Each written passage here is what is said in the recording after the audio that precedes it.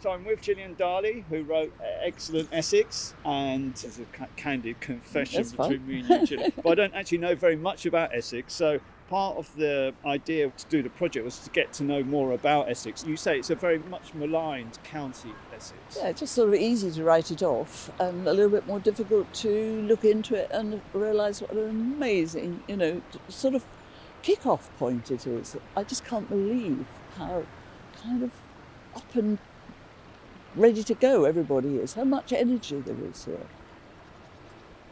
I left school in 79 when Thatcher came to power. Right. So, the country just changed in a way, but Essex even more so. And I started to notice these people who are very individualistic in a sense. And I remember someone said that the kindly society in this country ended when Thatcher came to power. And suddenly it was all right to be greedy again.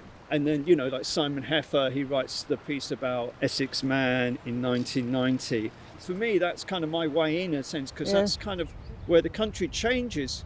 It's a really tricky one, isn't it? Because when you think that the Essex Man thing has been so useful, every election, the pundits all sort of turn to the map and point to Essex. It's a sort of a way of kind of giving Essex great importance. And, all the time we're talking about this sort of idea of doing it our way and kind of the independent streak and everything, and yet the amount of things which are being done for the kind of, the Essex Wildlife Trust or whatever it is, all these things which are done for the general good, which are incredibly, society conscious, which are, open-handed, open-hearted even. And I suppose that's what my attempt has been, to sort of tip that back.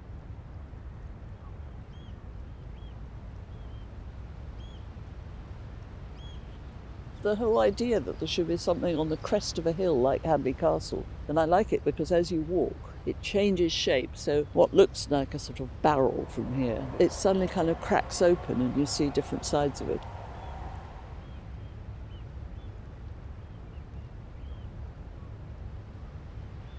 Do you know what we're standing on?